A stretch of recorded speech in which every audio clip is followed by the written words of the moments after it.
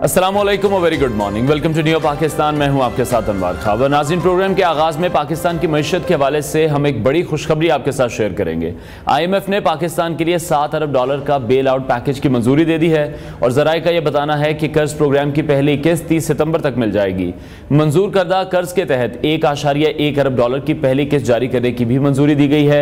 IMF कर्ज programme की जो मुद्दत है वो 37 माह होगी और कर्ज मंजूरी से पाकिस्तान में मुआशी और ज़र मुबादला के ज़खायर भी बेहतर होंगे। पाकिस्तान पर अदायगियों का दबाव भी कम होगा। IMF के एग्जीक्यूटिव बोर्ड की जानिब से पाकिस्तान के लिए $7 अरब के कर्ज प्रोग्राम की मंजूरी एक अहम पेशरफ्त है। इसका मकसद पाकिस्तान की मईशत को मुस्तहकम करना है और इसके साथ साथ ज़र मुबादला के जो ज़खायर हैं उसको भी बेहतर बनाना है। $1.1 अरब की पहली किस्त अब यह कहा जा रहा है कि 30 सितंबर तक पाकिस्तान को मिल जाएगी, जो कि पाकिस्तान के माली हालात में फौरी तौर पर बेहतरी ला सकती है। वज़ीर आज़म शहबाज शरीफ का इस हवाले से कहना है कि उन्होंने IMF की जो कड़ी शराइत हैं वो पूरी की हैं। इस बात की अक्कासी ये करता है कि हुकूमत ने बैनुल-अक़वामी मालियाती इदारे के साथ मुज़ाकरात में पेशरफ्त की है। इसके अलावा सऊदी अरब, चीन और मुत्तहिदा अरब अमारात की जानिब से ताउन भी इस अमल की कामयाबी में एक अहम किरदार अदा करता है। कर्ज की 5% से कम शरह सूद इस बात का भी इशारा है कि यह प्रोग्राम पाकिस्तान के लिए माली तौर पर ज्यादा काबिल बर्दाश्त होगा और इसके नतीजे में हम साथ साथ ये भी देख रहे हैं कि जो मुल्क की मईशत की बहाली की उम्मीदें हैं वो भी इस वक्त बढ़ चुकी हैं। अगर हम सरमायाकारों के हवाले से बात करें, आवाम के हवाले से बात करें तो सबके लिए खुश आइंद है। इसी पर आगे चलकर हम मजीद भी बात करेंगे। भी शामिल करते हैं टॉप स्टोरीज। आज बात करेंगे गले की खराबी और इसके दिलो गुर्दों पर पड़ने वाले असरात पर। लाहौर के डॉक्टर का कारनामा, बच्ची के मेदे से हेयर क्लिप निकाल लिया। क्रिकेट की ऐसी सूरत हाल पहले कभी नहीं देखी, दुनिया हमारा मजाक बना रही है, साबिक चीफ सिलेक्टर।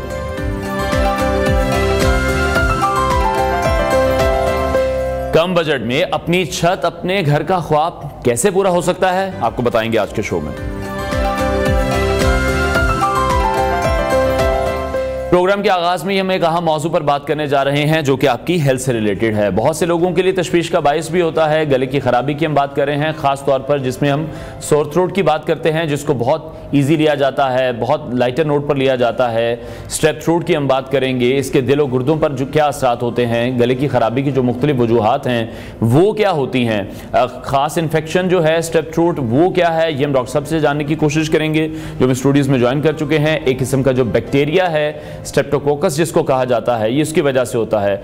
अलामात जो हैं वो गले में शदीद दर्द होना है, उसके साथ साथ हम देख रहे हैं कि बुखार भी हो जाता है और कभी कभार जो दानों का निकलना भी इसमें शामिल होता है। खाना खाने में भी आपको दुश्वारी का सामना करना पड़ता है और अगर स्ट्रेप थ्रोट का इलाज ना किया जाए, सोर थ्रोट का इलाज ना किया जाए तो फिर ये मजीद कॉम्प्लिकेशंस भी पैदा कर सकता है। खास तौर पर अब हम देख रहे हैं कि दिलो गुर्दों पर भी मनफी असरात डाल सकता है। इसके साथ साथ कुछ मरीजों में ये भी देखा गया है कि उनकी जो किडनीज हैं वो भी ठीक तरीके से काम नहीं करती हैं, गुर्दों के जो फिल्टर्स हैं वो मुतासर हो जाते हैं, फिर ब्लड प्रेशर में इजाफा हो जाता है, जिसके बाद आपकी जो बॉडी है उस पर स्वेलिंग भी आ सकती है। और जब हम इलाज की बात करते हैं तो स्ट्रेप थ्रोट का जो इलाज है वो एंटीबायोटिक्स के जरिए किया जाता है, लेकिन सबसे ज़रूरी अमर ये है कि हमें सेल्फ मेडिकेशन नहीं करनी है, हमें किसी भी शख्स के कहने पर मेडिसिन नहीं लेनी है, मुकम्मल इलाज कराना चाहिए डॉक्टर के पास जाकर, ताकि इन्फेक्शन दोबारा ना हो और आपका जो दिल है, आपके जो गुर्दे हैं उस पर असरात ना पड़े। और बहुत ज़्यादा इंपॉर्टेंट है कि हम अपनी सेहत का ख्याल रखें, जैसे कि मुनासिब हाइड्रेशन है, अच्छी खुराक है, सफाई का ख्याल रखना भी बहुत ज़्यादा ज़रूरी है। इसी हवाले से हमने दावत दी है, हमारे साथ मौजूद हैं ENT consultant professor doctor Rashid Zia साहब, जो इस अहम मौजू पर हमें मजीद अपडेट भी करेंगे। डॉक्टर साहब बहुत शुक्रिया आपके वक्त के लिए। Welcome to new Pakistan. सबसे पहले सोर थ्रोट की बात कर लें या जिस तरह से स्ट्रेप थ्रोट है, इस हवाले से पहले हमें थोड़ा सा गाइड कर दीजिएगा, क्या वजूहात हैं, क्यों ये होता है। जैसे हम ब्रेक में भी बात कर रहे थे, मैंने आपसे पूछा और आपने कहा कि बचपन में हम सबको हो चुका है लेकिन शायद हमें फिर पता नहीं चलता। जी, थैंक यू वेरी मच। गले की खराबी, सोर थ्रोट एक बहुत आम मसला है जी। जो भी इंसान दुनिया में आए हैं वो बीमार ज़रूर होता है कभी ना कभी, और अल्लाह मियाँ ने आपको एक बहुत स्ट्रॉन्ग सिस्टम दिया हुआ है जिसको इम्यून सिस्टम या मुदाफ़ियत कहते हैं जी। अब सोर थ्रोट सबसे कॉमन तो वायरस से होता है, नंबर 2 बैक्टीरिया है, फिर पॉल्यूशन है, हम जितनी भी चीज़ें बाज़ार में रखी हुई हैं मिट्टी, धुआं, गर्दो गुबार से अटी हुई, जूसेस, चिल्ड चीज़ें, सावर चीज़ें, स्पाइसी, ये तीनों चीज़ें जो है ना, ज़्यादा ठंडी, ज़्यादा खट्टी, ज़्यादा स्पाइसी, ये हमारे गले को 100% नुकसान देती है। जो हमारे भाई साइकिल, बाइसिकल यूज़ करते हैं जी, हेलमेट के साथ अगर वो मास्क ले लें तो चांसेस हैं कि उनका गला बहुत कम ख़राब होगा। ठीक है। लेकिन पोल्यूशन को 100% अवॉइड किया जा सकता है। ठीक है। लेकिन कोविड से हमने बहुत कुछ सीखा और जिंदा कौमों ने तो बहुत कुछ सीखा। बिल्कुल ऐसी। अब जब भी किसी को छींकें आएंगी, गला ख़राब होगा, वो बच्चा, वो एक घर का फर्द पूरे घर के लिए ओपन वॉल्केनो है, वायरसेस का, बैक्टीरिया का, स्ट्रेप्टोकोकस का। ठीक है। अगर बच्चे को हुआ है तो पेरेंट्स को लाजमी थोड़ा बहुत होगा, और कई दफ़ा पूरा एक साइकिल चलेगा कि एक भाई को हुआ, फिर उसकी बहन को हुआ, फिर मामा को हुआ, वो पूरा 1 मंथ पूरी फैमिली में। अब बच्चा जब भी इन्फेक्टेड हो तो प्लीज़ स्कूल ना भेजें। ठीक है। इसकी बेसिक चीज़ें कुछ ये हैं।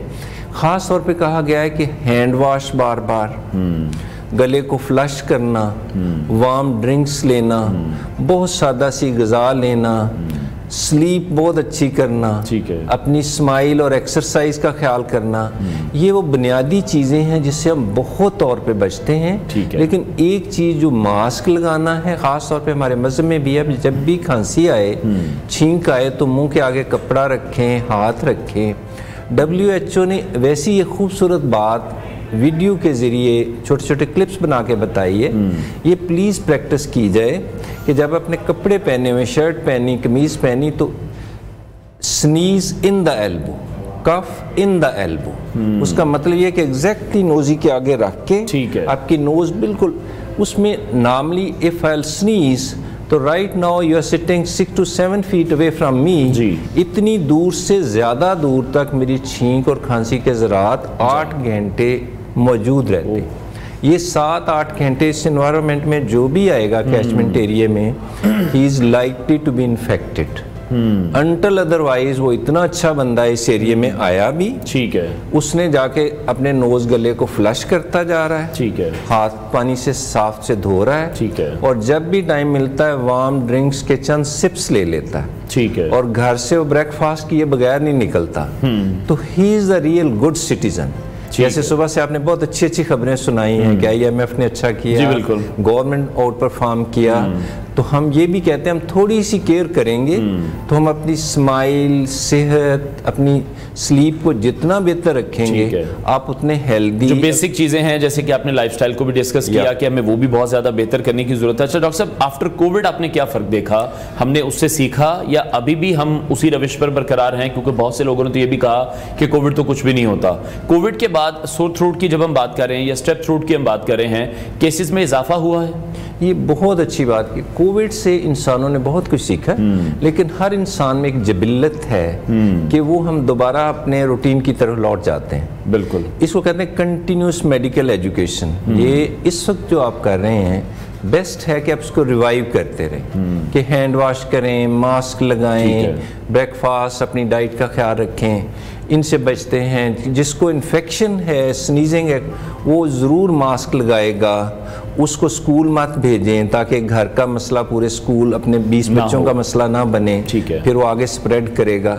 ये वो चीज़ें जो हमने नाइसली सीखी हैं। इसके साथ बहुत सारी चीज़ों को अगर टाइमली ट्रीटमेंट ले ली जाए, स्ट्रेप्टोकोकल सोर थ्रोट, ये सिंपल गले की खराबी नहीं है, ठीक है। ये स्ट्रेप्टोकोकल जर्म जो है, अगर बॉडी में चंद हफ्ते, चंद माह रहेगा तो ये डेफिनेटली हमारे हार्ट को डैमेज करता, हार्ट के वेल को इन्फ्लेम्ड करके नैरो कर देता है और वो परमानेंटली डैमेज हो जाते हैं। अच्छा। और यंग एज में जाके जब एक फीमेल चाइल्ड बीयरिंग एज में आ जाएगी तो वो एक प्रेगनेंसी के प्रोसेस से नहीं गुजर सकेगी। इसके आगे बड़े लीथल इफेक्ट है, ठीक है, और हार्ट से 3 टाइम ज़्यादा ये गुर्दों को डैमेज करता है, क्योंकि आप जो कुछ भी खाते हैं वो पेट में जाता है और पेट से गुर्दों ने साफ करना बिल्कुल। और जितनी ज़्यादा इन्फेक्शन गले की है, बलगम है, केरा है, अगर पेट में जा रहा है तो सर्टनली आपके गुर्दों के लिए ओपन थ्रेट है।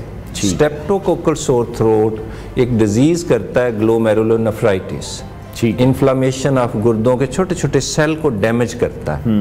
उसमें क्या होता है कि छोटे छोटे उसमें से आरबीसी, रेड ब्लड सेल, बाकी चीज़ें ब्लड की बाहर निकलनी शुरू हो जाती हैं। बच्चा सुबह उठता है तो उसको फेशियल स्वेलिंग होती है, अर्ली मॉर्निंग पफीनेस होती है, ठीक है, और कभी पेनलेस हिमेचूरिया होता है। बच्चे ने यूरिन किया तो उसके पीपी में अच्छा खासा ब्लड आ रहा है और माँ ने देखा बच्चा तो ठीक ठाक है, लेकिन वॉशरूम में जो उसने पेशाब किया वो पूरा ब्लड से भरा पड़ा था।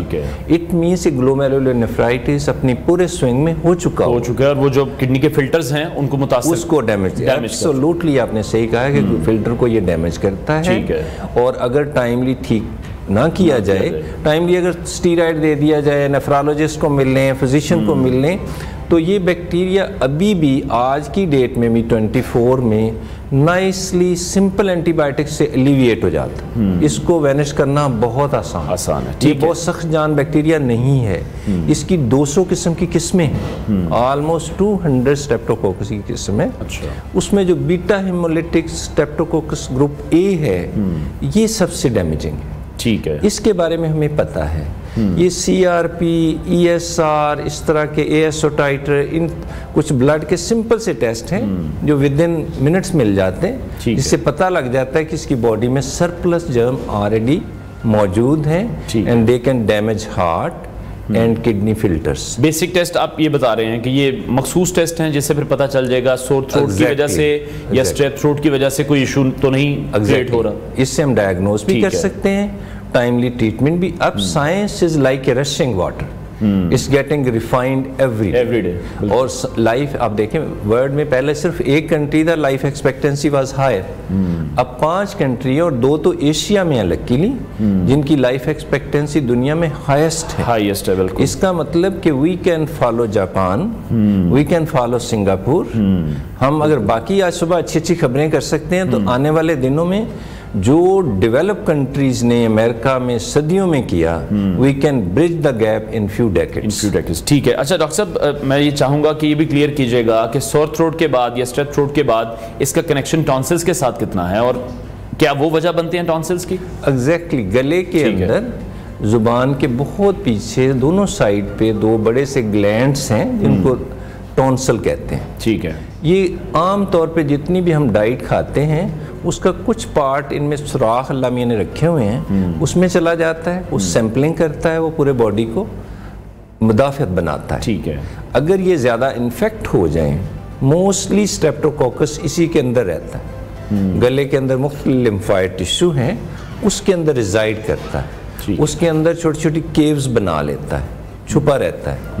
अब तो है कि बायोफिल्म्स बन जाती हैं और अगर टाइमली हम इसको नहीं ट्रीट करेंगे तो ये मुश्किल अंदर फिर रहना और डैमेज टिश्यू में चीज़ें जैसे टीथ डैमेज है तो उसमें इन्फेक्शन ज़रूर रहती है। अगर हम टाइमली ट्रीट कर लें तो सिंपल एंटीबायोटिक से इसको 100% ठीक किया जा सकता है। अगर ये चंद माह चंद साल से ज़्यादा हो और ऑलरेडी कॉम्प्लिकेशन हो चुकी हैं तो फिर बहुत कॉमन सर्जरी है टॉन्सिलेक्टमी।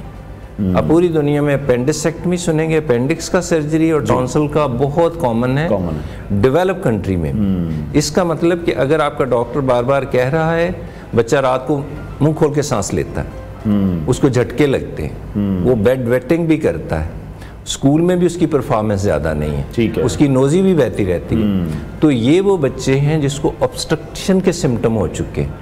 तो इसको ज़्यादा वेट ना किया जाए, ये वेरी नेक्स्ट डे सिंपल सी सर्जरी से, डे के सर्जरी से बच्चा ठीक हो जाता है। ठीक है। अच्छा डॉक्टर साहब, कुछ ऐसे केसेस का अगर आप जिक्र कर सकते हो कि क्या एक रेशो है, क्योंकि सबसे ज़्यादा लाइटर आई थिंक इसी चीज़ को लिया जाता है कि गला ख़राब है तो कोई ना कोई मेडिसिन ले ली जाए, या बहुत से लोग तो उसको इग्नोर भी कर देते हैं। जहाँ स्ट्रेप थ्रोट ने, सोर थ्रोट ने बहुत ज़्यादा कॉम्प्लिकेशंस पैदा की हों, आपकी रूटीन में क्या आया, कितने को पेशेंट्स ऐसे हैं, क्या एक रेशो है पाकिस्तान में जो इस हवाले से? ये एक्सट्रीमली कॉमन मसलों में से एक है। यूँ समझिएगा कि 20% population at random is having sore throat right now. ठीक है। जितना पढ़ा लिखा ज़्यादा है वो बड़ा केयरफुल है, he behaves like Chinese and Japanese. हर थोड़ी देर बाद वज़ू किया, कुल्ली की, चंद सिप्स पानी के लिए, वार्म ड्रिंक्स लिए, जूस और फ्रेश जूस और बाजार के जूस प्लीज़ इसको लाइफ से ज़ीरो कर दें, एलिविएट कर दें, ख़त्म कर दें, क्योंकि इनके मसले ही मसले हैं। फ्रेश फल खाना, वार्म चीज़ लेना कहीं बेहतर है, कहीं बेहतर है।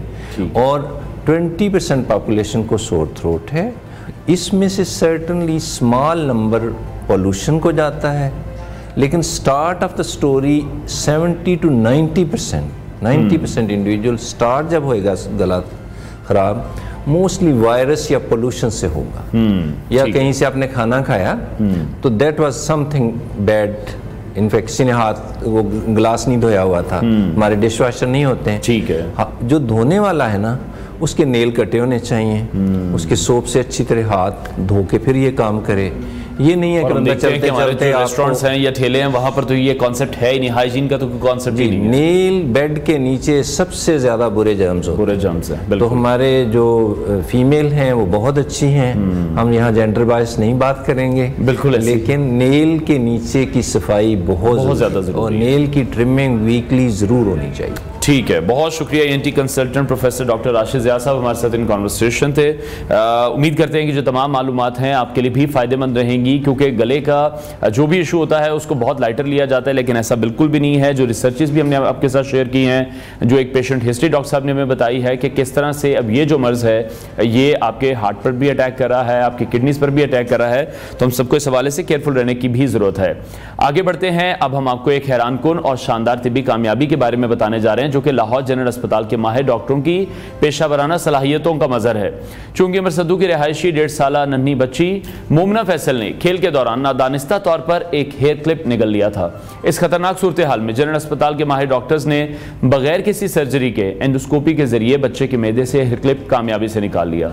यह प्रोसीजर लाहौर जनरल अस्पताल के डॉक्टर हसन सलमान मलिक की सरबराही में अंजाम दिया गया और माहिर डॉक्टर्स ने बर वक्त और कामयाब तिब्बी इक़दाम करते हुए नन्ही बच्ची की जान भी बचा ली। ये वाक़या जदीद तिब्बी टेक्निक्स के इस्तेमाल और डॉक्टरों की पेशा-वराना महारत का एक बेहतरीन सबूत है। आज हम डॉक्टर हसन सलमान मलिक से भी इस हवाले से बात करेंगे, जो इस प्रोसीजर के सरबराह थे, और इस कामयाबी के बारे में उनसे मज़ीद जानेंगे। साथ ही हम इस बात पर भी रोशनी डालेंगे कि वालिदैन बच्चों की हिफाजत के लिए कौन सी एहतियाती तदाबीर भी इख्तियार कर सकते हैं। हमारे साथ मौजूद हैं माहिर ENT और endoscopy specialist doctor Hasan Salman Malik, जिन्होंने इस कामयाब एंडोस्कोपी प्रोसीजर की सरबराही की है। डॉक्टर साहब, बहुत शुक्रिया आपके वक्त के लिए, आपको शो में खुशामदीद कहते हैं, मुबारकबाद भी आपको देना चाहते हैं। बच्ची के मैदे से हेयर क्लिप निकालने के इस प्रोसीजर में एंडोस्कोपी का क्या किरदार था, किस तरह से ये प्रोसीजर किया गया और इसका इंतखाब क्यों किया गया? अस्सलाम वालेकुम। मैं वैसे ENT स्पेशलिस्ट में, पीडियाट्रिक गैस्ट्रोएंटरोलॉजिस्ट, और एंडोस्कोपी का इस्तेमाल इसलिए किया गया कि this is the procedure which should be done in all such patients जो कि आप फॉरेन बॉडी इंजेक्शन के साथ आते हैं, चाहे वो बटन बैटरी ली हुई हो या जो बच्चों के खिलौनों में छोटी सी होती है जो इसोफेगस को बर्न कर देती है, चाहे वो बंटे खा ली हो, मैग्नेट्स ले लिए हो या कोई साफ फॉरेन बॉडी ले ली हो। जिस तरह अभी अगर आपने फॉलो करें तो 2 महीने पहले हमने एक बच्चा था, उसने 5 महीने का बच्चा था, सरगोदा से आया हुआ था, जिसने चाबी खा ली थी, उसके 18 महीने के बच्चे ने उसको इंजेस्ट कराई थी। तो this the procedure of choice is endoscopy. तो ये इसके लिए इंतहाई आसान तो नहीं करना चाहिए, इंतहाई सेफ प्रोसीजर है जो इन पेशेंट्स के अंदर करना चाहिए। ठीक है। और डॉक्टर साहब, एंडोस्कोपी के जो प्रोसीजर है इसके दौरान कौन सी मुश्किलात का सामना आपको स्पेसिफिक केस में करना पड़ा, या ओवरऑल कौन सी मुश्किलात का सामना करना पड़ता है, क्या कॉम्प्लिकेशंस होती हैं, उन्हें किस तरह से सॉर्ट आउट करते हैं? यूजुअली जो हमारी एंडोस्कोपी है ना 99.9% केसेस के अंदर ना it's a very safe procedure, क्योंकि they are built like this कि दे आर सेफ, और जो साथ हम इक्विपमेंट यूज करते हैं दैट इज आल्सो सेफ, और वो स्पेशली डिजाइंड होता है to catch these foreign bodies और आप उनको सेफली निकाल सकते हो। इवन ये जो पेन्स होती हैं जो बिल्कुल शार्प निडल ऑब्जेक्ट्स होते हैं, हम कैप ओवर कैप लगा के ना वो भी सेफली निकाल लेते हैं और बच्चों को अमूमन इंजरी नहीं होती। जो एक सबसे ज्यादा हमारे लिए कॉम्प्लिकेटेड या नाइटमेयर केस होता है वो होता है बटन बैटरीज का। जब बच्चे बटन बैटरी लें और आपके वो फूड पाइप में अगर स्टक हो जाए, so that is a disaster procedure actually, क्योंकि ना वो बर्न कर देता है विदिन 4 आवर्स। तो उसके लिए तो वेट करना ही नहीं है, लेकिन अगर वो बर्न किया हो उसको निकालने में, क्योंकि देयर इज अ चांस कि वो परफोरेट कर चुका होगा, आपकी चेस्ट बिल्कुल खराब हो जाएगी और एक साइड का लंग कोलैप्स कर जाएगा। उसमें हमें प्रॉब्लम होती है। अदरवाइज इस तरह की फॉरेन बॉडीज या नीडल्स हैं या बंटे हैं या मैग्नेट्स हैं, स्पेशली अगर 2 मैग्नेट्स लिए हुए हैं, उनको हम सेफली रिमूव कर सकते हैं। So most of the cases, वही मैं कह रहा हूँ 99% केसेस में we do not see any complications. ठीक है। और डॉक्टर साहब, इस कामयाब प्रोसीजर के बाद अगर हम बच्चे की हेल्थ की बात करें, वो कैसी है और क्या मुस्तकबिल में उसकी सेहत पर भी कोई असर पड़ सकते हैं? जिस तरह मैंने आपको बताया कि मतलब मोस्ट ऑफ द केसेस में ये बिल्कुल जो है ना सेफ प्रोसीजर है। हमने with in 2 hours to 3 hours के बाद बच्चा डिस्चार्ज कर दिया था। बच्चा आराम से खाया, उसने फीडर पिया और फिर उसके बाद वी सेंड हिम होम। ठीक है। और डॉक्टर साहब आया था ये बच्चा आयरोज हम देख रहे हैं कि इस तरह के केसेस रिपोर्ट हो रहे हैं, आप भी डेली बेसिस पर इस तरह के बच्चों को ट्रीट कर रहे हैं, उनका ट्रीटमेंट इस तरह से किया जा रहा है। पेरेंट्स के लिए स्पेसिफिकली आप क्या मशवरा देना चाहेंगे, किस तरह से वो मेक श्योर करें? बहुत $1 मिलियन सवाल किया, क्योंकि ना हम बार बार थ्रू डिफरेंट फोरम्स ये बात रिएट्रिएट करते हैं और स्ट्रेस करते हैं इसके ऊपर कि बच्चों को शार्प फॉरेन ऑब्जेक्ट के साथ या ये जिस तरह छोटे छोटे मैग्नेट वाले जुड़ के आते हैं खिलौने, या ये बहुत सारे टॉयज आते हैं जिसमें बटन बैटरीज होते हैं, बच्चे निकाल लेते हैं, खेल रहे हैं, मुंह में डाल लिया, कभी कुछ कर लिया। और उसके लिए ना बहुत ज्यादा एहतियात और सर्वेलेंस की जरूरत है। एक तो बहुत छोटा ऑब्जेक्ट उनको देना नहीं चाहिए जो मुंह में डालें। बच्चे जो है ना वो इस एज ग्रुप में जो प्री स्कूल एज है 4-5 साल ना, ये एक्सप्लोरर्स होते हैं। इन्होंने हर चीज उठानी है, मुंह में डालनी है, हर चीज उठानी है, मुंह में डालनी है। तो वेरी क्लोज आई, क्योंकि ना अगर बटन बैटरी खा ली, बाकियों को तो चलो बंदा बचा सकता है, निडल खा ली, बटन बैटरी खा ली, तो ये जानलेवा भी साबित हो सकता है। सो कोई अगर आप ऐसी चीज देते हो तो कोई ना कोई बड़ा सर के ऊपर बैठा हुआ हो, कोशिश करें ना दें। और कोशिश करें कि बटन बैटरीज वाले जो खिलौने हैं उनकी या तो वो पेच लगे हुए हों और वो उसको इस तरह से यूज करें। अदरवाइज बिल्कुल किसी सूरत इनको इसके नजदीक नहीं जाने देना चाहिए। इस तरह छोटी छोटी बॉल्स होती हैं, आपने देखा होगा एक चाइनीज बॉल है जो कि स्वेल कर जाती हैं जब पानी के अंदर डालते हैं। जब वो पानी के अंदर डालते हैं वो स्वेल कर जाती हैं, वो छोटी छोटी सी होती हैं। और आप वो सोचें जब वो अंदर जाएगी वो 400 टाइम बढ़ जाएगी तो वो कितनी कॉम्प्लिकेशन या परफोरेशन कॉज कर सकती है। सो इससे जरूर बचाना चाहिए। नंबर 2, ये जो क्लीनर्स हैं, मतलब जिस तरह वॉशरूम क्लीनर है या तेजाब है, उससे भी बच्चों को दूर रखना है। उनको 7 अप या पेप्सी की बोतलों में डाल के खुदारा ना रखें, और अगर रखना है तो उसको इतनी हाइट पर रखें कि हमारे बच्चे का हाथ ना जाए। इसी तरह कहीं थायरॉक्सिन की टैबलेट है या जो पेन किलर टैबलेट है वो उनकी पहुंच में ना, वो खाते हैं तो कई दफा पिल यहाँ पे लग जाती है, तो पिल इसोफेजाइटिस से जो आपकी इसोफेगस है वो रप्चर हो सकती है। सो इट्स वेरी इंपॉर्टेंट कि बच्चों की पहुंच से दूर रखना है। और अगर आपने ऐसे खिलौने चीज देनी है तो सर पे कोई बड़ा बैठा हो। ठीक है। और डॉक्टर साहब ये भी बताइएगा कि अगर किसी के साथ भी इस तरह का कोई वाकया रुनुमा हो जाता है किसी भी बच्चे के साथ, पेरेंट्स को फौरी तौर पर क्या करना है? क्योंकि हम देखते हैं कि ज्यादातर कोशिश फिर ये की जाती है कि घरों में कोई लोग कोशिश कर रहे हो तो उनको उल्टा सीधा कर रहे हैं, उनकी बैक को थपथपा रहे हैं। कितनी जल्दी हॉस्पिटल पहुंचना है? अब देखें, अगर तो बच्चे को सांस बंद हो रहा है और वो यहाँ पे इस जगह पे एयरवे और उसके लेवल के ऊपर दोनों पे फंसी हुई है, फिर तो आपने 1 मिनट भी जाया नहीं करना। और आपने ट्राई किया, ये बहुत अच्छा प्रोसीजर है कि उल्टा किया, उसको पीछे से थर्स किया कि वो बाहर निकल जाए, निकल भी सकता है। इस तरह से उंगलियां डाल के बाहर निकालने की जरूरत नहीं है। कई दफा आप उसको पुश इन कर देते हो और वो और ज्यादा बिल्कुल प्रॉब्लम हो सकती है। अगर बच्चे का सांस खराब हो रहा है, ये आपको पता है कि इसने क्या फॉरेन बॉडी लिया, you should immediately report to nearest emergency. हमारा सेंटर जो है, it's one of the centers जो कि ये उनको इमीडिएटली केटर करता है। हमारा एनेस्थीसिया डिपार्टमेंट बहुत विजिलेंट है, वो उसी वक्त मतलब हम कहें विद इन एन आवर वो सारा कुछ अरेंज कर देते हैं।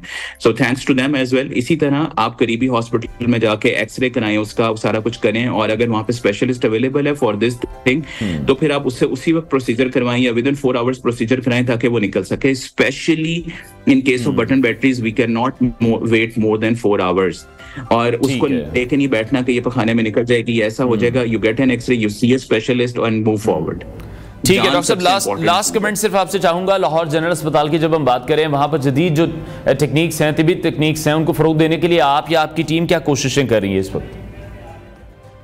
We are trying to establish a state-of-art pediatric gastroenterology center with the help of our principal Al-Fareed Zafar साहब. He is very supportive कि वो हमें हर वक्त इस तरह की सपोर्ट देते हैं। Plus he encourages us a lot कि जो चाहिए हमें बताओ, हम आपको प्रोवाइड करेंगे। साथ हम ट्राई करें कि हम अपना सेंटर रिकॉग्नाइज करा लें फॉर सेकंड फेलोशिप ट्रेनिंग, ताकि और मजीद डॉक्टर्स जो हैं इस स्पेशलिटी के अंदर ट्रेन हो और हमारे मुल्क को फायदा हो उसको, और बच्चों को इसी तरह जान बचती रहे तो बहुत अच्छी बात है। बहुत शुक्रिया डॉक्टर हसन सलमान मलिक, हमारे साथ इन कॉन्वर्सेशन थे। नाजरीन, उम्मीद हम यही करते हैं कि तमाम जो चीज़ें डॉक्टर साहब ने बताई हैं कि हमें किस तरह से केयरफुल रहना है, ये तमाम चीज़ें बच्चों की पहुंच से हमें दूर रखने की बहुत ज़्यादा ज़रूरत है, क्योंकि जब भी वो कोई इस तरह की चीज़ खा लेते हैं, निगल लेते हैं, तो उसके बाद जो कॉम्प्लिकेशन है वो बहुत ज़्यादा बढ़ भी सकती हैं। ब्रेक लेते हैं, ब्रेक के बाद आपको दोबारा ज्वाइन करें। Welcome back to new Pakistan, और हम बात करेंगे पाकिस्तान क्रिकेट की मौजूदा सूरत हाल और हालिया आईसीसी रैंकिंग के हवाले से। हालिया दिनों में पाकिस्तान क्रिकेट टीम के साबिक चीफ सेलेक्टर हारून रशीद ने अपनी राय का इजहार किया है कि पाकिस्तान की जो क्रिकेट है वो बदकिस्मती से इस वक्त कई मसाइल का शिकार है।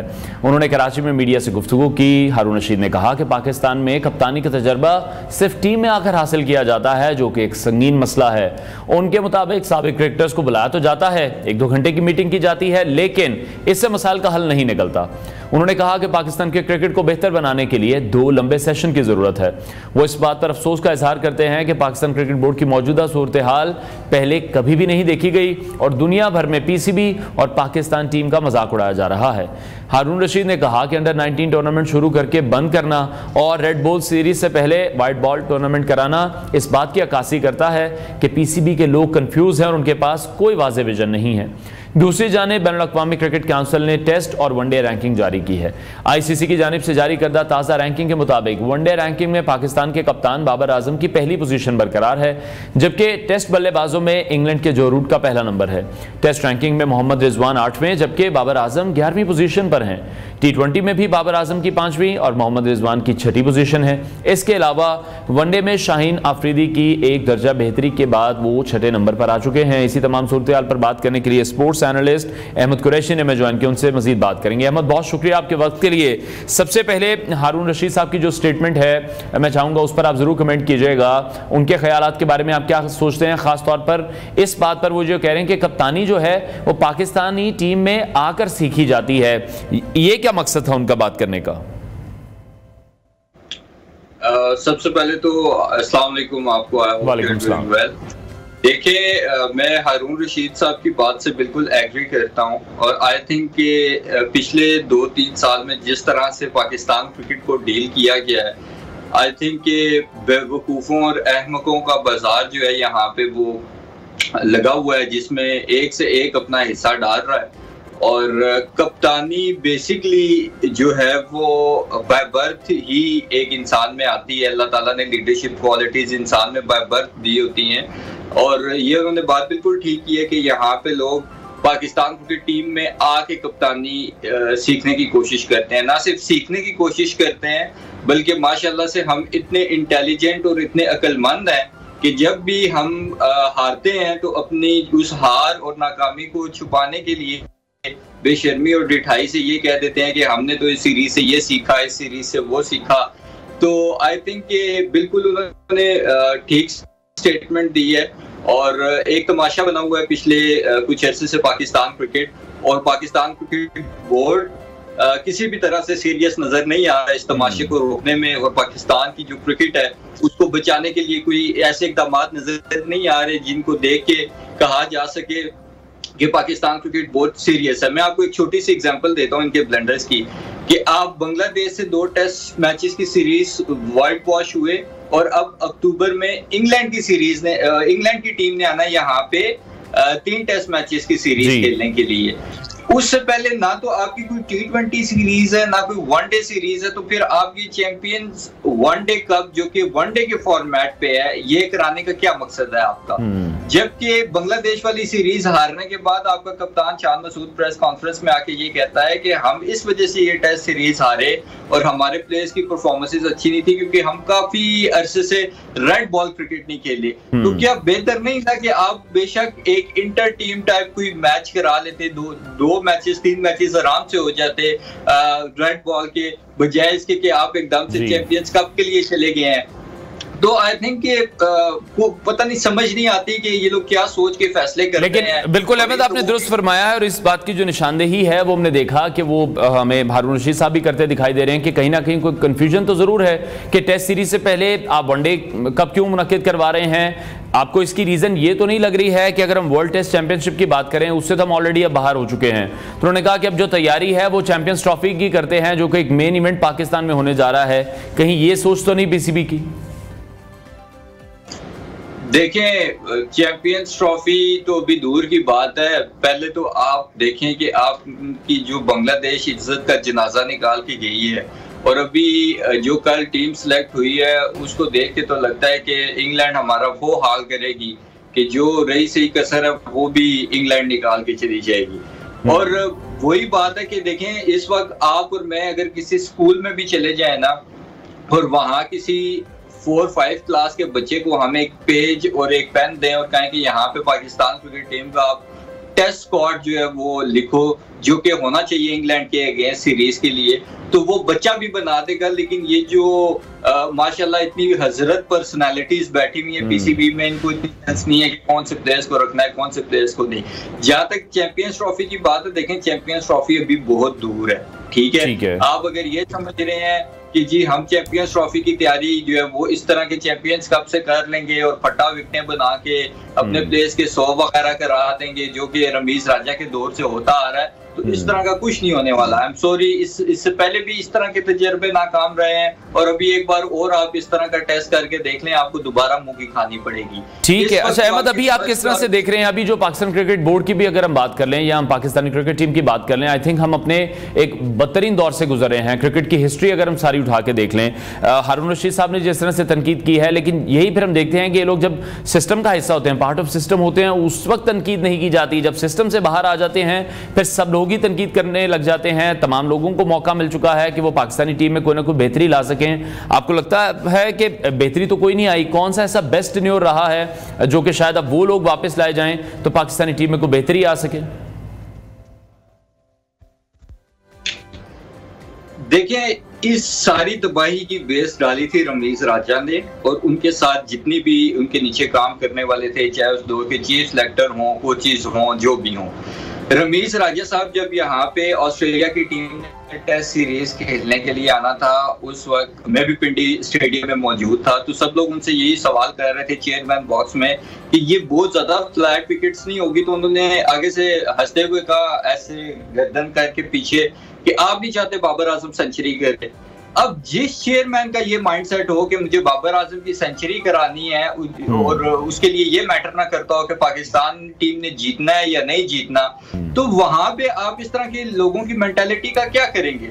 अब आपने जो बात की है वो बिल्कुल ठीक ही है कि जब सिस्टम से बाहर होते हैं तो ये इस तरह की बातें करते हैं जैसे इनसे बड़ा क्रिकेट का अरस्तू कोई है ही नहीं। और जितनी क्रिकेट है सारे घोल के पी हुई है, लेकिन जैसे ये सिस्टम के अंदर आते हैं, पाकिस्तान क्रिकेट बोर्ड में आते हैं, इनकी जी हुजूरियां ही नहीं खत्म होती।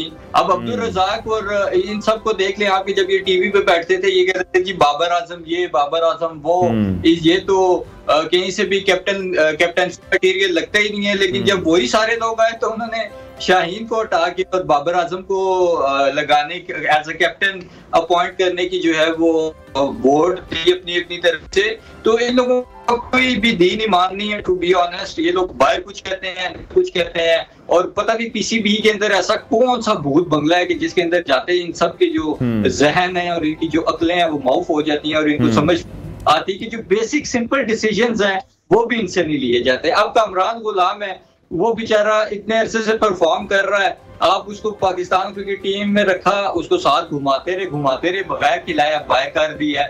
चैंपियंस कप आप किस लिए करा रहे हैं अगर आपने इसके टॉप परफॉर्मेंस को रिस्पेक्ट नहीं देनी? 200 सेंचुरियां कर चुका है वो इस चैंपियंस कप में, लेकिन आपने उसको बाहर कर दिया है। तो ये कौन सिलेक्शन कर रहा है, क्या माइंडसेट है, कुछ समझ नहीं आ रहा। तो फिर अहमद इसका मतलब तो यही है कि जो अभी चैंपियंस कप इस वक्त जारी है, जो कि हमने देखा कि पाकिस्तान क्रिकेट बोर्ड की तरफ से या पीसीबी के चेयरमैन मोहसिन नकवी की तरफ से कहा गया कि एक बैकअप लॉट हमें तैयार करना है और वो फिर अब हम अपने तरीकेकार से करेंगे, जो कि चैंपियंस वनडे कप की सूरत में हमारे सामने आया।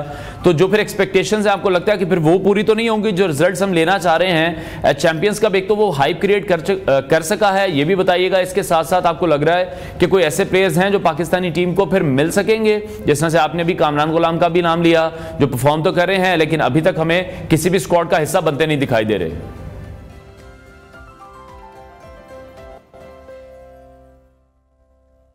जी अहमद, मुझे सुन पा रहे हैं आप? कहूं कि यार ये बहुत ही कोई उसने शानदार। ठीक है, बहुत शुक्रिया। स्पोर्ट्स एनालिस्ट अहमद कुरैशी हमारे साथ इन कॉन्वर्सेशन थे। नाज़रीन ब्रेक लेते हैं, ब्रेक के बाद आपको दोबारा ज्वाइन करेंगे। Welcome back to new Pakistan. और बात करेंगे मुल्क की सियासत के हवाले से। सबसे पहले सेनेटर इरफान सिद्दीकी की बात करेंगे, जिन्होंने इस्लामाबाद में एक प्रेस कॉन्फ्रेंस के दौरान ये वाज़ेह किया है कि हम अपनी हुदूद में रहना चाहते हैं, हमें हुदूद में रहने दिया जाए। उन्होंने कहा कि पार्लियामेंट को उनकी हैसियत का एहसास होना चाहिए और ये भी कि आप आइन नहीं बनाते, आइन और कानून हम बनाते हैं। इरफान सिद्दीकी ने कई अहम सवालात उठाए, जैसे कि आइन कहता है कि मजलिस शुरा की अथॉरिटी की कोई हद नहीं है। उन्होंने मखसूस नशिस्तों के फैसले में होने वाली नापसंदीदा तब्दीलियों का भी जिक्र किया, जो कि कई सवालात को जन्म देती है। उन्होंने मजीद कहा कि जब आइन और कानून 3 दिन का कहता है तो आप 15 दिन कहां से ले आए।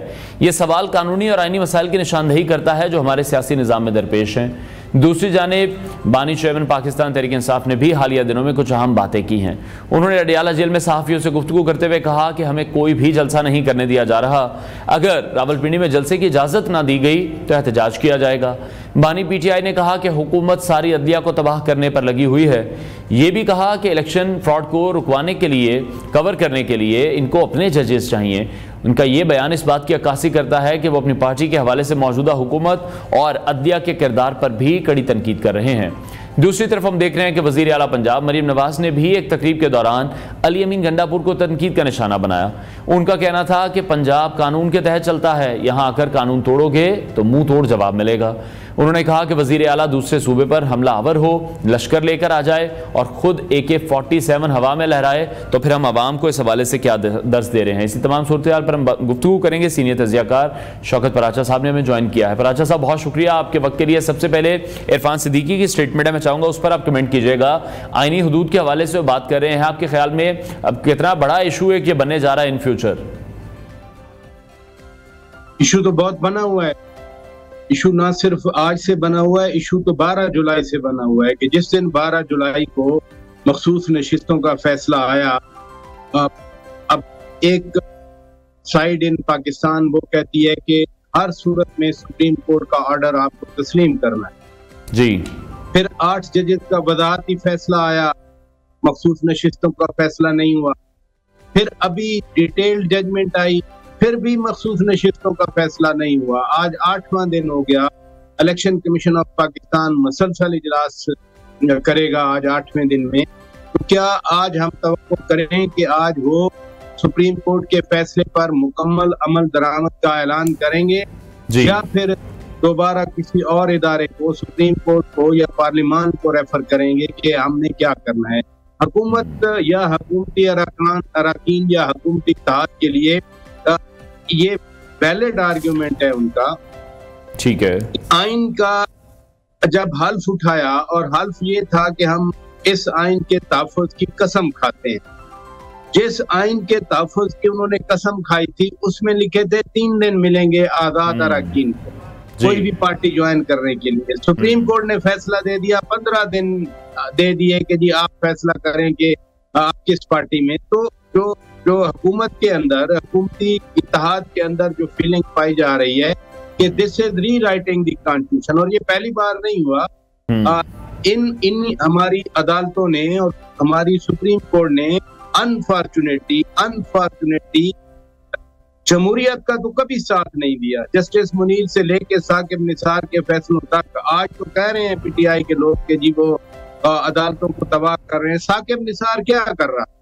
साकिब निसार के साथ मिलके जो खेल खेला गया वो क्या था? वो अदालतों को तहफ़्फ़ुज़ देना था, अदालतों को मजबूत करना था, या अदालती निज़ाम में इधर मोर्चा लगाना था, उधर मोर्चा लगाना था, उधर चोरी करनी थी, उधर चोरी करनी थी, उधर नकबदनी करनी थी, उधर नकबदनी करनी थी।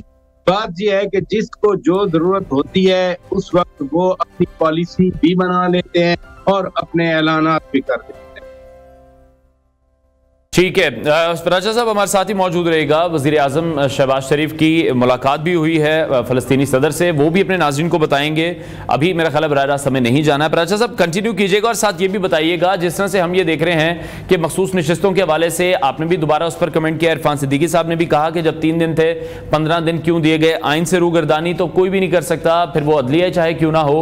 तो ये एक पसंदीदगी यहाँ पर मौजूद है। मखसूस नशिस्तों के फैसले पर हम देख रहे हैं अदलिया भी हमें तकसीम दिखाई दे रही है। जब कानून एक बना हुआ है, आइन एक बना हुआ है, उसके तहत फैसला होगा या पसंदीदगी पर नापसंदीदगी पर फैसला किया जाएगा, या कुछ वक्त के तकाजों को भी फिर मलूज़े खाते रखा जा रहा है?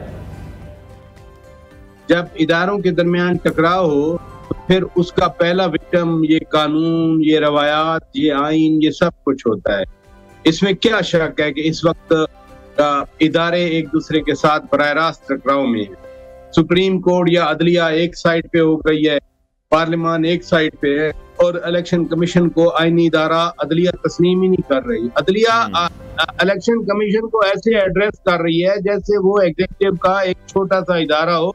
अभी 18वीं तरमीम में पार्लियामान ने इलेक्शन कमीशन को मुकम्मल आईनी इदारा के तौर पर एडमिनिस्ट्रेटिव अख्तियारात दिए, इंतजामी फाइनेंशियल अख्तियारात दिए।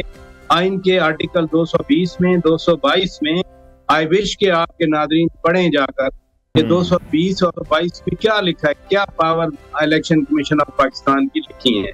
प्लस एक बात वाज़ेह होनी चाहिए कि पार्लियामान ही सुप्रीम है।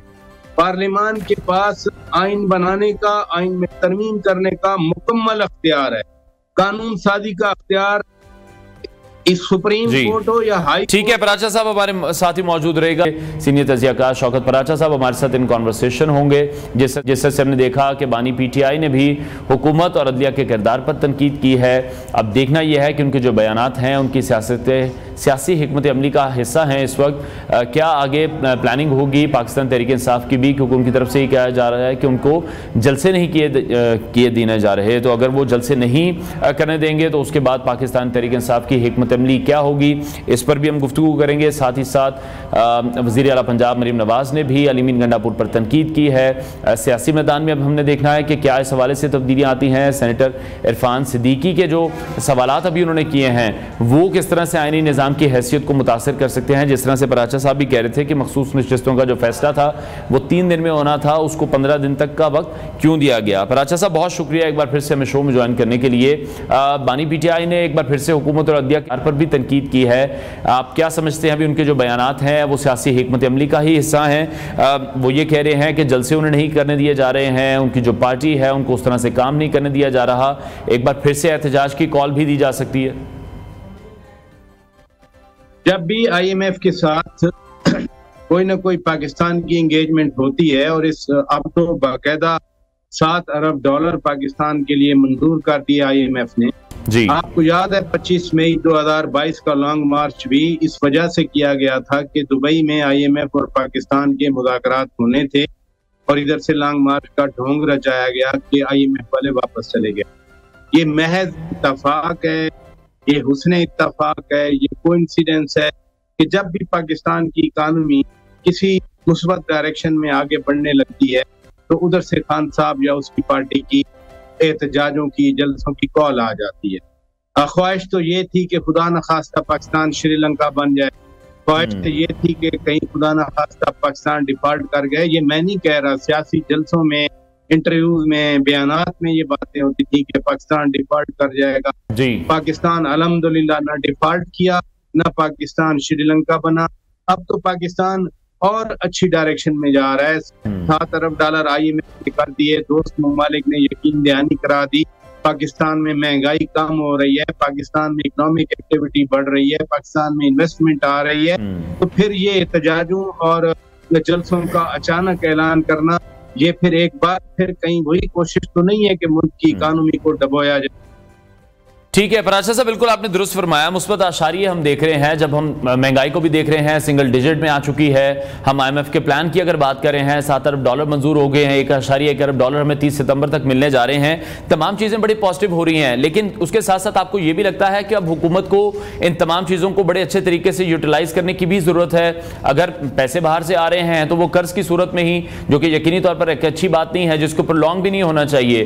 जो तैयारी है वो ये होनी चाहिए कि 2027 में हमें दोबारा IMF के प्रोग्राम में नहीं जाना, हमें मुल्की वसाइल को इस्तेमाल करना है, हमें एक्सपोर्ट्स को बढ़ाना है, हमें जो अपने अंदर चीजें हैं उनको भी ठीक करने की जरूरत है। अब खाली कर्जों पर भी इन्हिसार नहीं करना।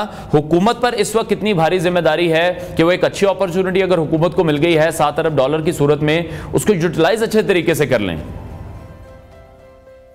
पहली बात तो ये है कि जब IMF स्पेशली लोन ग्रांट करता है तो उस वक्त उनको ये तसल्ली होती है कि इकानमी की डायरेक्शन या इकानमी के हवाले से जो पॉलिसीज हैं वो अच्छी पॉलिसीज हैं। कहीं अगर लैकुना या फ्लॉ होगा तो IMF फिर जैसे PTI की हुकूमत ने एग्रीमेंट किया था और 1 साल तक वो लटकाए रखा, वो नहीं हुआ। लिहाजा इसका मतलब है कि जो डायरेक्शन है इकोनॉमी के हवाले से वो दुरुस्त है और जो पॉलिसीज हैं वो दुरुस्त है। हाँ, अमल दरामद के हवाले से इसमें कोई शक नहीं है। आपकी बात से मैं 500% एग्री करता हूँ कि कम से कम अब तो हम पाकिस्तानी कौम ये सोच लें कि हमें बाहर से कोई नहीं आएगा खुशहाल बनाने के लिए। दुनिया में जितनी भी तरक्की हुई है कौमों ने खुद तरक्की की है। ये आप और मैं तो टैक्स देते हैं, दुकानदारों से टैक्स की बात की गई तो उन्होंने कहा जी नहीं सवाल ही पैदा नहीं होता, हम 5% छोड़े, हम 1% टैक्स नहीं देंगे। लूट मार का बाजार जो इन दुकानदारों ने गर्म किया हुआ है कि एक मार्केट से पूछें एक चीज 200 की है, दूसरी मार्केट में 500 की होती है, कोई पूछने वाला नहीं होता। एक तो हर एक को, चाहे वो बड़ा जागीरदार है उसकी जितनी इनकम है वो दे टैक्स, सनतकार है, बिजनेसमैन है, दुकानदार है, वो जितना उनकी इनकम है वो दे टैक्स। सबसे बड़ी जिम्मेदारी तो सोसाइटी पे भी पड़ती है ना। गवर्नमेंट तो पॉलिसी बनाएगी कि हम रिटेलर्स को हम लाना चाह रहे हैं टैक्स नेट में, बट रिटेलर्स क्या करेंगे, आगे से हड़ताल कर देंगे, धमकियां देंगे, जुलूस निकालेंगे। ये यूटिलिटी स्टोर जैसा करप्ट इदारा हमारे सामने गरीबों के लिए आने वाला रिलीफ जो है जी वो उठा के बराबर वाले दुकानदारों को बेच दिया जाता है। लेकिन वो किस ढिठाई से इस्लामाबाद आके उन्होंने काम बंद कर देंगे। जितने डिवीजन या मिनिस्ट्रीज हुकूमत बंद करना चाह रही है, जिनसे अखराजात बचते हैं, जो डुप्लीकेशन हो रही है, सूबों को मामला चले गए, सूबों को पैसे भी चले गए, यहाँ वही मिनिस्ट्रीज अभी तक बरकरार रहे। किस वजह से बरकरार हैं? कौन अखराजात बर्दाश्त कर रहा है? अखराजात तो गरीब अवाम बर्दाश्त कर रहे हैं।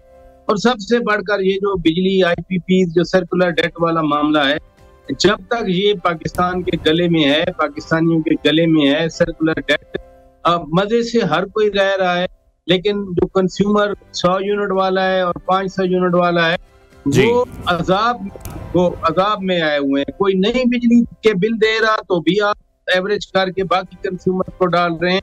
और पराशा साहब दूसरी तरफ अब ये भी हम देख रहे हैं कि अगर हमें चीज़ों को दुरुस्ती की तरफ जाना है तो फिर जो तमाम सूबों के दरमियान एक कोऑर्डिनेशन का अमल है वो बहुत अच्छा होना चाहिए। लेकिन अभी 2 सूबे बिलखुसूस में देख रहा हूं कि अगर हम पंजाब की बात करें, हम KP की बात करें, उधर से अलीमीन गंडापुर ने बहुत ज़्यादा स्टेटमेंट्स दी हैं। आई गेस पहली बार है कि मरीम नवाज साहिबा ने उस पर रिएक्ट भी किया है, जो कि बनता भी था। जिस तरह से अलीमीन गंडापुर AK-47 लहराते हुए सूबे में दाखिल हुए हैं, जो कि यकीनी तौर पर बहुत एक गलत चीज़ है। लेकिन ये तनकीद आपको लगता है कि फिर अगर ये दोनों भी आपस में मिलकर नहीं बैठेंगे, सूबों की कोऑर्डिनेशन बहुत ज्यादा जरूरी है, तो इससे भी एक मनफी तासुर तो जाहिर है। नहीं, मनफी तासर वो तो PTI का डिलेमा है, वो किसी और को ना पाकिस्तानी समझते हैं, ना सियासी बरकत समझते हैं, ना सियासी जमात समझते हैं, ना सियासी कायदीन समझते हैं। वो उनके ज़हन में कोई ऐसी चीज भरी हुई है, जब उनकी परवरिश की जा रही थी, धरना था।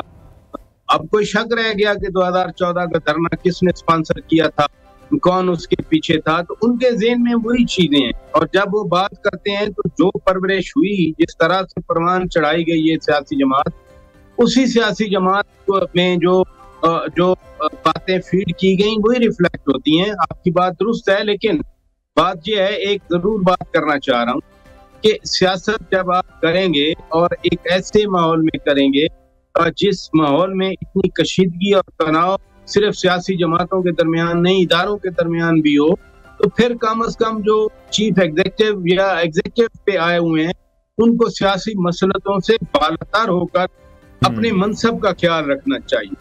ठीक है, बहुत शुक्रिया सीनियर तज़कियाकार शौकत पराचा साहब हमारे साथ इन कॉन्वर्सेशन थे। नाज़रीन ब्रेक लेते हैं, ब्रेक के बाद आपको दोबारा join. Welcome back to new Pakistan. और हम बात करेंगे पाकिस्तानी मईशत के हवाले से, जहां तरक्याती बैंक ने एक ताज़ा रिपोर्ट जारी की है और इस रिपोर्ट में बताया गया है पाकिस्तानी मईशत बेहतरी की जानिब गामजन है और महंगाई में कमी आ रही है। इसके साथ ही नॉन फाइलर्स की कैटेगरी के खात्मे के बारे में भी जानेंगे। सबसे पहले एक रिपोर्ट पर नजर डालते हैं। एशियाई तरक्याती बैंक ने अपनी ताज़ा रिपोर्ट में कहा है कि पाकिस्तानी मईशत इस वक्त तरक्की की राह पर गामजन है और महंगाई में कमी की नवीद भी सुनाई गई है, जो कि यकीनी तौर पर आवाम के लिए एक बहुत बड़ी खुशखबरी भी है। साथ साथ ये भी कहा जा रहा है कि कुछ चैलेंजेस भी मौजूद हैं और कुछ अच्छी खबरें IMF की तरफ से भी हैं, जहां पाकिस्तान के लिए $7 अरब के बेल आउट पैकेज की मंजूरी भी दे दी गई है। इस हवाले से मजीद बात करेंगे। माहिर मईशत डॉक्टर खाकान नजीब ने हमें ज्वाइन किया है। डॉक्टर साहब, बहुत शुक्रिया आपके वक्त के लिए। कुछ अच्छी खबरें हैं जो हम अपने नाजरीन के साथ आज शेयर कर रहे हैं मईशत के हवाले से। जिस तरह से अभी हम देख रहे हैं कि एशियाई तरक्याती बैंक का ये कहना है कि पाकिस्तान इस वक्त तरक्की की राह पर भी गामजन है, महंगाई में भी इस वक्त कमी हो रही है, आवाम के लिए अच्छी खबर है। साथ ही साथ IMF की तरफ से जो न्यूज़ आई है, आप उसको किस तरह से देख रहे हैं? देखिए, पाकिस्तान को इस वक्त IMF के बगैर चलाना कोई प्रूडेंट पॉलिसी मेकिंग नहीं है। So it's healthy sign in terms of the macro stability जो आपको इस वक्त मुल्क में दिखाई दे रही है, जिसका मतलब ये है कि पाकिस्तान में अफरात ज़र जो कि 38% तक ऑन द हायर साइड चली गई थी, वो इस वक्त कम होकर लो सिंगल डिजिट्स 9.67% पे थी पिछले माह, और लो डबल डिजिट्स में आ गई है इन टर्म्स ऑफ जो हम एवरेज समझते हैं इस साल की। ज़र मुबादला के ज़खायर $9.5 अरब पे हैं। सो आपको रुपए की कदर में एक इस्तेहकाम सा दिखाई दे रहा है, और आपका जो बैरूनी खसारा जिसको करंट अकाउंट कहते हैं वो भी संभल गया है, और फाइनेंस करने के काबिल हो गए हैं आप उसको, इस सतह पर आ गया है। और जो सबसे बड़ी बात है IMF एंगेजमेंट की, जो $26 अरब आपने इस साल जमा करने हैं इन टर्म्स के, मौखर भी करेंगे, रीप्रोफाइल भी करेंगे, जिसमें आपके फ्रेंडली कंट्रीज हैं, आपके बायलैटरल पार्टनर्स हैं, आपके कमर्शियल बैंक्स हैं, आपके मल्टीलैटरल्स हैं, उनसे सब ये जो अहदाफ हैं वो तय हो गए हैं कि इस साल में इस $26 अरब को किस तरह हैंडल किया जाएगा। So all in all, this is what you are, जिसे कहेंगे, accomplishing by being in an IMF engagement. शरह नमू जिसको ग्रोथ कहते हैं, वो पाकिस्तान की ऑफ कोर्स कंस्ट्रेंड रहेगी 2.5-3% के करीब, इसलिए कि इकोनॉमी को स्लो करके ही इन्फ्लेशन को नीचे लाया जा सकता है। प्लस इतने ज़खायर बैरूनी भी नहीं मौजूद कि कोई इम्पटस दिया जा सके। और अब वक्त ये है कि इस प्रोग्राम ने आपको एक टाइम, एक ब्रीदिंग स्पेस बाय कर दी है, जिसको आपको प्रूडेंटली यूज करना है। अपने जो फंडामेंटल इश्यूज हैं, जिसमें बिजली का इशू है, गैस का इशू है, यानी कि एनर्जी सेक्टर की तंजीम नौ है, पाकिस्तान की जो मालियाती खसारा है, आपके एक्सपेंडिचर का रिफॉर्म IMF के रिफॉर्म का बहुत बड़ा पार्ट नहीं है, उसमें डेट रीप्रोफाइलिंग है पाकिस्तान की, उसमें पाकिस्तान की सब्सिडी का निजाम है, ये सारी चीजें जो हैं अब आपको जाके करनी। बिल्कुल डॉक्टर साहब, मैं इसी तरफ आना चाह रहा था कि एक पाकिस्तान के लिए बड़ी अच्छी खबर है, $7 अरब का जो बेल आउट पैकेज है अभी मंजूर कर लिया गया है। 30 सितंबर तक $1.1 अरब की जो पहली इंस्टॉलमेंट है वो भी पाकिस्तान को मिल जाएगी। अब सवाल फिर वही आ जाता है कि इसकी यूटिलाइजेशन उस तरह से हो सकेगी जिस तरह से अब सही मानों में होनी चाहिए। 77 सालों बाद इस कर्ज की जो मुसीबत है उससे हमें जान छुड़ानी है। 2027 के प्लान में अगर हमें दोबारा IMF के नहीं जाना है, तो आप समझते हैं हुकूमत के लिए एक बहुत अच्छा ये मौका है, मौजूदा हुकूमत के लिए, अगर इन्हें कंसिस्टेंसी के साथ काम करने दिया जाए, तो आपको लगता है एबिलिटी रखते हैं कि पाकिस्तान को इस मुश्किल से निकालेंगे? जैसे पहले भी एक बार IMF को खुदाफिज तो कह चुकी है मुस्लिम लीग नून की हुकूमत। तो एक तो याद रखिए कि IMF की ट्रेडमिल से उतरने के लिए फंडामेंटली इकोनॉमी को रिवैम्प करने की जरूरत है। अब पाकिस्तान ने एक तो IMF के साथ तवातर से एंगेज जरूर किया है, पर ये भी इम्पोर्टेंट है समझना कि इन 24 में से लॉन्ग टर्म पे सवाए जो 2013-16 का प्रोग्राम था, उसके अलावा कोई प्रोग्राम कंप्लीट भी नहीं हो सका। सो अगर हम IMF के पास जाते भी हैं तो जो उनके साथ इस्लाहात प्रॉमिस करते हैं उसको भी हम कंप्लीट नहीं करते। अब जरा just go back a year ago, जब मई जून का वक्त था, IMF का प्रोग्राम डीरेल हो रहा था, ज़खायर गिर रहे थे, रुपया बढ़ रहा था, एक अनकंफर्टेबल सी सिचुएशन थी, तो वो सब कुछ रिवर्स हो गया। अब पहला टास्क है कि कॉम्पिटेंटली इस एंगेजमेंट को 37 महीने की कंप्लीट करें। इसके क्वार्टरली टारगेट्स होंगे, इसका बाय एनुअल रिव्यू होगा, वो भी आसान नहीं होगा, चैलेंजिंग होगा। आपको वो अहदाफ, benchmarks, indicative targets, performance criteria, ये सारे मीट करने हैं। अभी आप देखिए कि अगर सितंबर में ये टारगेट FBR का जो एग्रीड है वो नहीं पूरा होता तो हमें कोई एडजस्टमेंट्स करनी पड़ेंगी। सो पहला टास्क ये है। दूसरा टास्क ये है कि अगर ये 37 माह का प्रोग्राम हम कंप्लीशन की तरफ ले जाते हैं, तो क्या उस वक्त को जो आपने IMF के साथ एंगेज होकर बाय किया है इकोनॉमी को ठीक करने का, क्या आप मुझे जब 3 साल बाद मुझसे गुफ्तगू करें तो energy sector, privatisation, competitive market, बेहतर रेगुलेटर, क्या ये सब कुछ हो गया है?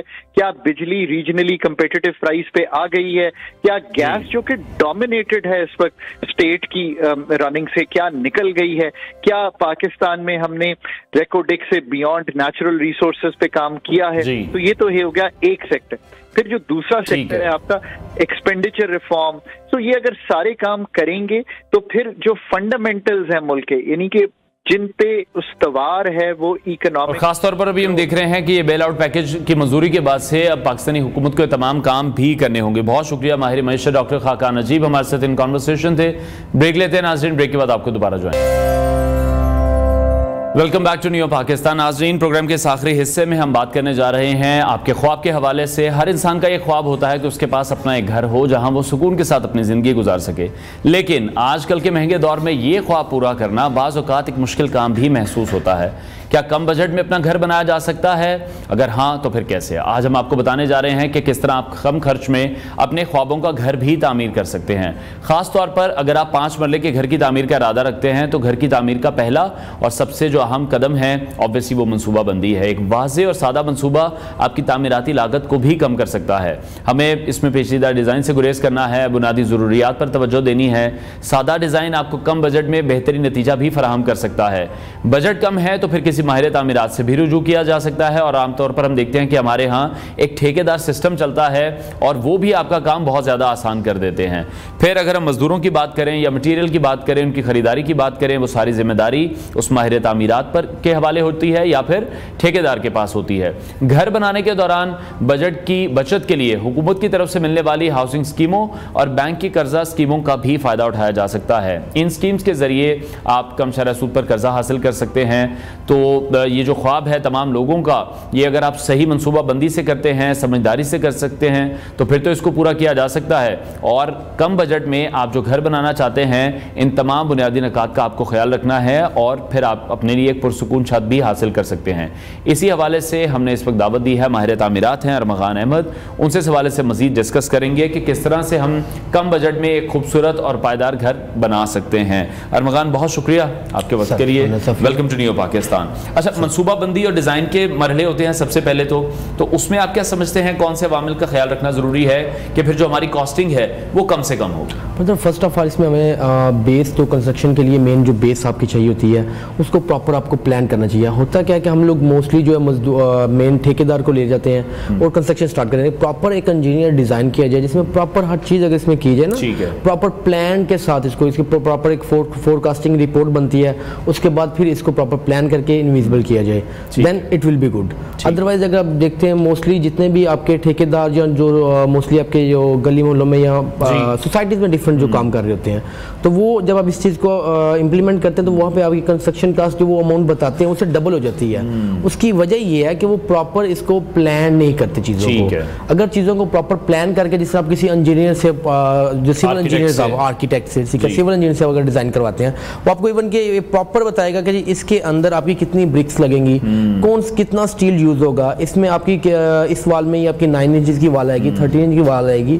फिर इवन के वो आपको प्रॉपर इसमें गाइडलाइन दी जाएगी सीमेंट्स के हवाले से। अब सीमेंट देखें आप, जिस तरह डे बाय डे जो कि वो इंक्रीज हो रहा है, इंक्रीज होता जा रहा है। मैं चाहूंगा अमाउंट भी आप बता दें कि आजकल सीमेंट की बोरी कितने की हो गई है? इस वक्त जो सीमेंट चल रहा है एट अ टाइम 1780 प्राइस है। 1780, 1780 रुपए, जो कि मेरा ख्याल है तारीख की सबसे बुलंद तरीन सतह पर पहुंच चुका है। अच्छा अरमगान, जब हम बात कर रहे हैं कि चीज़ें भी महंगी हो गई हैं, ईंट का भी जो रेट है वो भी बहुत ज़्यादा बढ़ चुका है, हम सीमेंट की बात कर रहे हैं, तमाम जो चीज़ें हैं जो घर में लगनी हैं वो तमाम चीज़ें तो महंगी हो गई, कॉस्ट कटिंग करेंगे कैसे?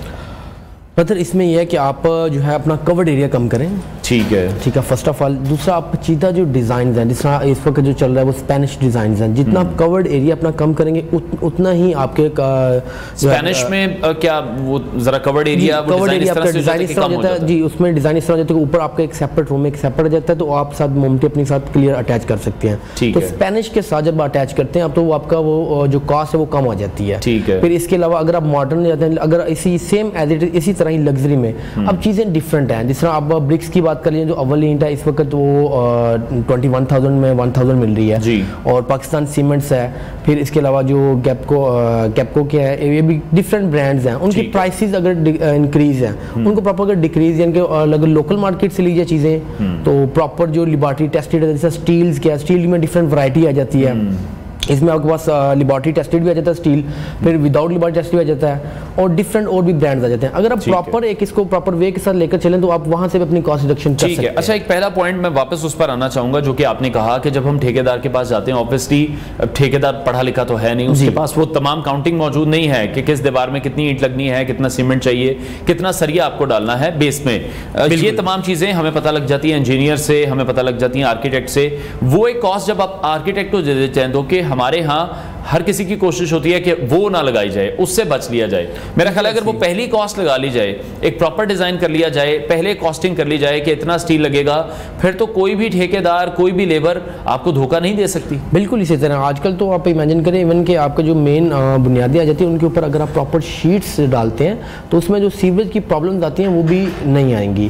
जितने आपके जो इंजीनियर आर्किटेक्ट्स हैं वो प्रॉपर इसको प्लान करके चलते हैं, और जो मोस्टली जो ठेकेदार हैं वो इस चीज़ को नहीं देखते। इस वजह से आप देखा कि मोस्टली जो ओल्ड घर हैं उनके ऊपर मोस्टली आप देखोगे सीवरेज की बहुत प्रॉब्लम होती है। और न्यू जो भी कंस्ट्रक्शन, अब हमारी भी डिफरेंट कंपनीज चल रही हैं, लाहौर के अंदर 2 प्रोडक्ट्स चल रहे हैं, प्रोजेक्ट्स हमारे चल रहे हैं, तो उसमें यह है कि हम लोग प्रॉपर एक प्लान करके चलते हैं, और सेम एज इसी तरह ही हम प्रॉपर इसको जब प्रॉपर वे में लेकर चलते हैं तो कॉस्ट रिडक्शन भी आ जाती है, फिर चीज़ें भी काफ़ी आ जाती हैं। लेकिन मैं तो मशवरा दूंगा कि आपको इसको प्रॉपर गवर्नमेंट को बल्कि इसको सोचना चाहिए इसके ऊपर कि चीज़ें डे बाय डे इंक्रीज हो रही हैं। एक नॉर्मल मिडिल क्लास मैन किस तरह इस चीज़ को लेकर चल सकता है। ठीक है, अच्छा एक तो ये डिफरेंस हो गया। दूसरा मुझे बताइएगा, जैसे पुरानी कंस्ट्रक्शन के तरीकाकार कुछ अलग थे, नई टेक्निक्स आ गई हैं, नई चीज़ें भी कुछ डिज़ाइन हो चुकी हैं, उस फर्क की वजह से कॉस्ट इफेक्ट कितनी होती है? मतलब उस फर्क की वजह से ऑलमोस्ट आपका जो 20% कॉस्ट इफेक्ट है तो फर्स्ट ऑफ ऑल उसमें यह है कि जो ओल्ड कंस्ट्रक्शन थी उसमें आपका जो मरला था स्क्वायर फीट्स एक्स्ट्रा थे, लेट्स ज़ूम वो 272 स्क्वायर फीट से। अभी जो न्यू कटिंग आ रही है डिफरेंट लाहौर के अंदर मोस्टली 225 है, तो वो एक काफ़ी डिफरेंस है फर्स्ट ऑफ ऑल। और जो दूसरी जो चीज़ आप अगर कॉस्ट रिडक्शन की तरफ आ जाते हैं तो ओल्ड डिज़ाइन उनके ऊपर आपने देखा हो कि वहाँ पे आप बहुत से आर्किटेक्ट और हैंड वर्क होता था। इस वक्त न्यू डिज़ाइन वो लग्जरी और सिंपल लोग लाइक करते हैं, तो वो चीजें ज्यादा इफेक्ट करती हैं, वो उसका भी फर्क आ रहा है। ठीक है, अच्छा उसके साथ साथ लेबर का जो इंतखाब है वो बहुत ज्यादा जरूरी है, क्योंकि लेबर ने ही काम करना है जिन्होंने आपके मटेरियल को बड़े ध्यान से इस्तेमाल करना है। क्योंकि हम बाहर देखते हैं कुछ चीजें मेरे एक्सपीरियंस में भी आई हैं कि हम देख रहे हैं कि अगर मिस्त्री काम कर रहा है तो वो परवाह नहीं कर रहा कि जितना सीमेंट वेस्ट हो रहा है। बाहर सोशल मीडिया पर इस तरह की वीडियोस वायरल मैंने देखी कि उन्होंने प्रॉपर नीचे कवर किया हुआ है, जो सीमेंट गिर रहा है वो दोबारा से यूटिलाइज हो रहा है। यहाँ पर ऐसा कॉन्सेप्ट नहीं है। पाकिस्तान के अंदर तो ये अभी ट्रेंड नहीं है। मैं recently I been in Dubai, तो वहाँ पर मैंने देखा था कि वहाँ पर प्रॉपर जो आप प्लस्तर के वो जो यूज़ कर रहे हैं वो रोबोट यूज़ कर रहे हैं। वो इवन वो जस्ट एक वॉल को डिज़ाइन कर दिया है और प्रॉपर उसको लेकर चल रहे हैं। पाकिस्तान के अंदर अभी वो चीज़ अभी इम्प्लीमेंट नहीं है, तो इसमें यह है कि ये लोग वेस्टेज बहुत ज़्यादा है फर्स्ट ऑफ ऑल। लेकिन यह है कि अगर आप प्रॉपर जो आपका जो मेन होता है, मेन जो वेस्टेज को कंट्रोल किया जा सकता है, लेकिन वो आपका वो जो लेबर इसको प्रॉपर अगर प्रोफेशनल यूटिलाइज किए जाए so then they will be control. ठीक है, मगर मटेरियल बाइंग एक बहुत मुश्किल प्रोसेस है जो कि आप खुद से बहुत मुश्किल होता है। एक तो चॉइस तो चलें आप कर लेते हैं, लेकिन मटेरियल की जान पहचान तो हमें उस तरह से नहीं है कि कौन सी चीज़ लेनी है, कौन सी चीज़ सॉलिड है। मटेरियल बाय जब करने जा रहे हैं किन उसूलों का ख्याल रखें कि चीज़ भी अच्छी मिल जाए और वो फिर हमारे बजट में भी आ जाए? मतलब फर्स्ट ऑफ ऑल तो आपने देखना है कि आपका जो है मेन जो आप कंस्ट्रक्ट कर रहे हैं वो कितने मरले का है। ठीक है। उसके अलावा जब मटेरियल की तरफ आ जाते हैं तो मटेरियल अगर आप ब्रांड्स का यूज़ कर रहे हैं then it will be costly. वही चीज़ है पाकिस्तान के अंदर डिफरेंट चीज़ें हैं। आप जितना आप उसमें एक्सपेंस में जाएंगे उसी जितनी चीज़ आप अच्छी इस्तेमाल करेंगे वही चीज़ आपका एक्सपेंस में बढ़ा देगा। लेकिन उसमें अगर आप मटेरियल चॉइस में जाते हैं वो आपके ऊपर डिपेंड है कि आप कौन सी चीज़ लगा अपने घर में लगाना चाहिए। मोस्टली लोगों का ख्वाब होता है कि हम अच्छी चीज़ लगाएं, हम नाम तो नहीं ले सकते, लेकिन मोस्टली लोगों का ख्वाब ये होता है कि हम प्रॉपर एक अच्छे ब्रांड का यूज़ करें। लेकिन इस वक्त जो पर मरला कॉस्ट जो एवरेज आ रही है, आप इमेजिन करें कि जो कंस्ट्रक्शन कॉस्ट है वो 8 to 9 लाख रुपीज़ है पर मरला, it's a single storey furnished की। ठीक है। अच्छा, जब हम स्क्वायर फीट के, ऑब्वियसली अब स्क्वायर फीट के हवाले से रेट्स चार्ज किए जाते हैं। जब भी कोई इंसान घर बनाता है, बहुत से लोगों को मैंने देखा कि वो लमसम पे ठेका दे देते हैं कि पर स्क्वायर फीट डन हो गया, ग्रे का इतना डन हो गया, और जब फिर हम फिनिशिंग की तरफ जाते हैं उसका इतने पैसे डन हो गए हैं। एक तो क्या वो रेट्स आजकल चल रहे हैं जो कि मतलब इकोनॉमिकली भी ठीक हों और जिसमें 8 ईयर का घर भी बन जाए, और सेकेंडली ये फार्मूला कितना अच्छा रहता है कि आपने डन कर लिया है, अब महंगाई हो रही है, कुछ भी हो रहा है, वो जिम्मेदारी ठेकेदार की है या आर्किटेक्ट की? जी बिल्कुल इसी तरह है, ये आपकी बात बिल्कुल बजाय। अगर वो यही अगर आर्किटेक्ट डिज़ाइन कर लेता है, आप ठेकेदार को दे देते हैं आप मुनासिब घर, तो वो आपके लिए बेनिफिट है। लेकिन वो भी उसमें यह है कि डिफरेंट चीज़ें आ जाती हैं। अगर आप खुद काम करवा सकते हैं then it will be good, वो ज़्यादा बेहतर है। जो चीज़ आप खुद बनवा लेंगे ऊपर खड़े होकर, वो चीज़ आई डोंट थिंक सो कि ठेकेदार प्रॉपर बनवा सकता है। हाँ, अगर आप प्रॉपर एक इंजीनियर को डिज़ाइन करते हैं then it will be too good. उसमें वो आप प्रॉपर इंजीनियर जो डिज़ाइन करके, आर्किटेक्ट डिज़ाइन करके वो प्रॉपर लेकर चलता है। इस वक्त जो मोस्टली चल रहे हैं वो गली मोहल्लों के ठेकेदार, वो आई डोंट थिंक सो वो प्रॉपर वर्क कर रहे हैं, तो इसके ऊपर वो ज़्यादा इम्पैक्ट करेगा। ठीक है, बहुत शुक्रिया माहिर तामीरात अरफान अहमद हमारे साथ इन कॉन्वर्सेशन थी। उम्मीद हम ये करते हैं कि जो मशवरे हमने आपको दिए हैं, जो आपके साथ चीज़ें शेयर की हैं, उस पर अगर आप अमल करते हैं तो आप भी अपने घर को एक अच्छी कॉस्ट में डिज़ाइन कर सकते हैं जो कि आपके लिए भी अफोर्डेबल हो। प्रोग्राम का वक्त नाज़रीन ख़त्म हुआ है, इंशाल्लाह कल फिर आपसे मुलाकात करेंगे। अपना बहुत सारा ख्याल रखिए, इजाज़त दीजिए, अल्लाह हाफ़िज़।